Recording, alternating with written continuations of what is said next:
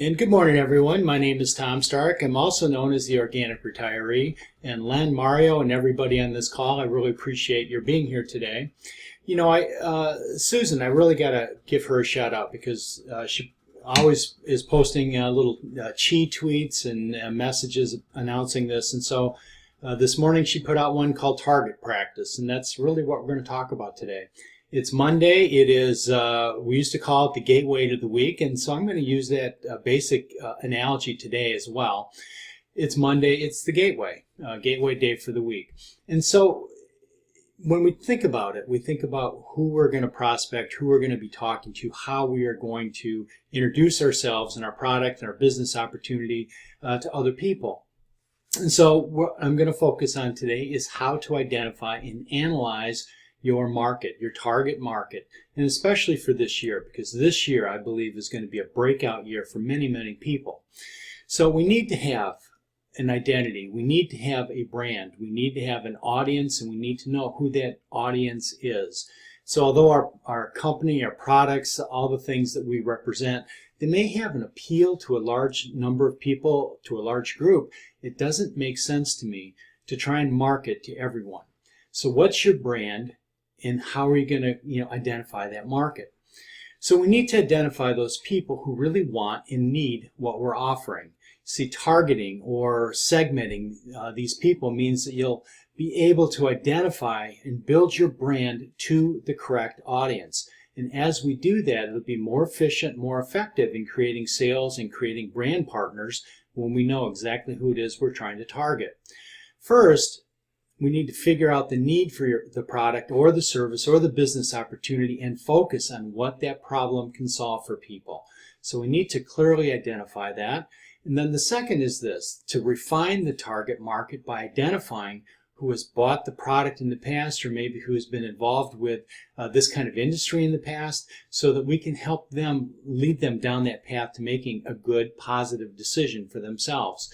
So it includes understanding your target demographics, your audience type, and any other attributes that your target customer, audience, or segment may be.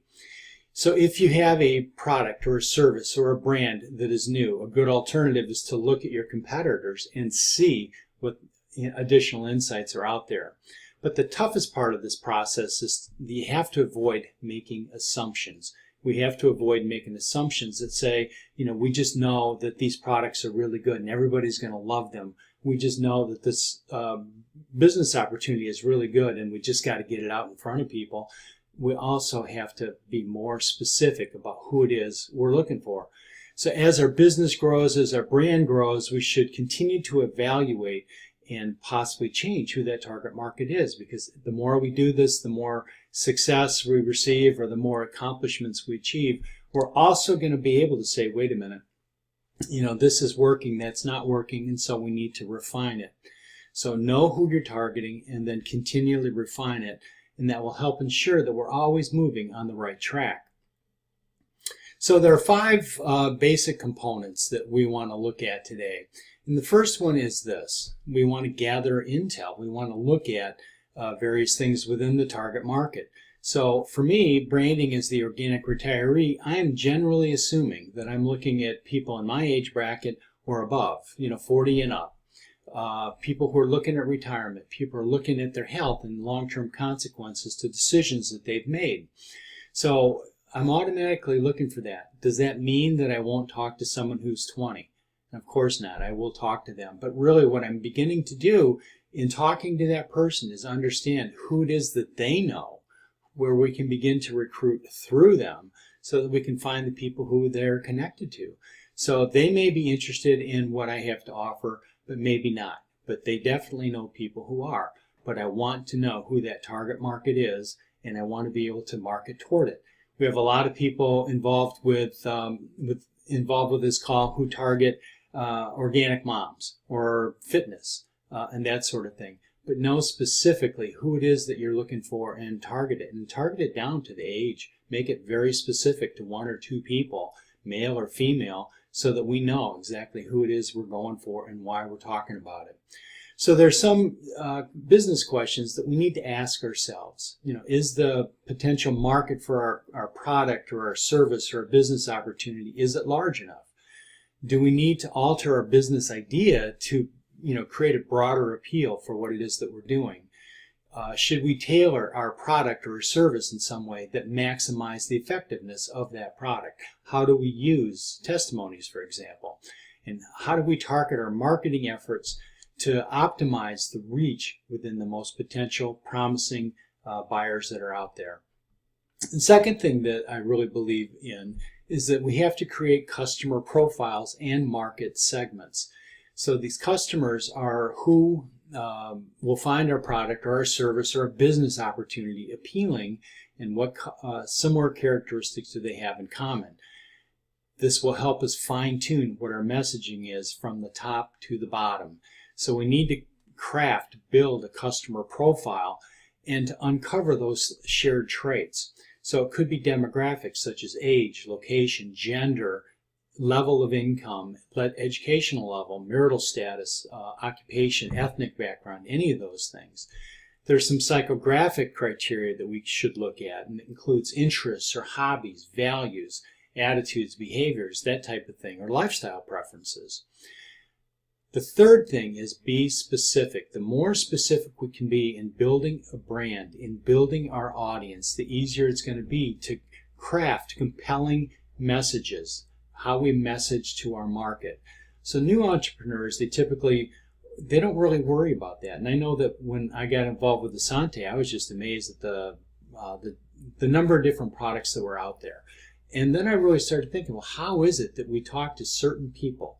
How do we segment off some of those product categories so that we can target people within those attitudes or within those criteria?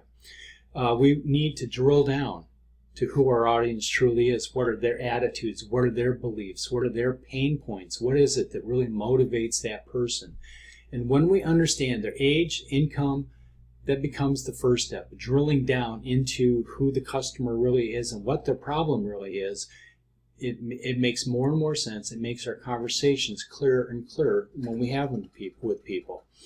A fourth thing is that we tap into existing resources as much as possible. So we do things with little or no cost wherever we can. So there are ways to create databases like Google Trends or Quantcast or some other Alexa, where we can start to look at how to reach some of those audiences. We can look at Meetup and how we get out in front of people and meet up with people in that fashion. But we're always looking to tap into existing resources. We're also always looking to tap into the existing resources that person who we're talking with, who they know, how they know them, and can we get a referral to that person. We also need to look at our competition. Who are they? What are they doing? What's their market position? How are they attracting their customers? Is it working? Is it price? Is it shopping attitudes? A lot of people like to shop online. I love it. Susan loves it. But there's a lot of people in my demographic group that they don't really shop online. So how am I going to get in front of those people? So those are some of the 5 tips that I have today on beginning to target to your audience. And the first one is gather information, gather intelligence on your brand and on your ideal customer. 2 is to create customer profiles and market segments so you know exactly who it is you're trying to get to. Be specific, and be specific as much as humanly possible. 4 is to tap into existing resources. And 5 is look at your competition. Understand who your competition is, because that's always a valuable enterprise. Anyway, with that, Len, I'd like to hand the call back to you. And thank you so much for hosting today, Len, Mario, and everybody who's on the line today. I hope everyone goes out and has a great week.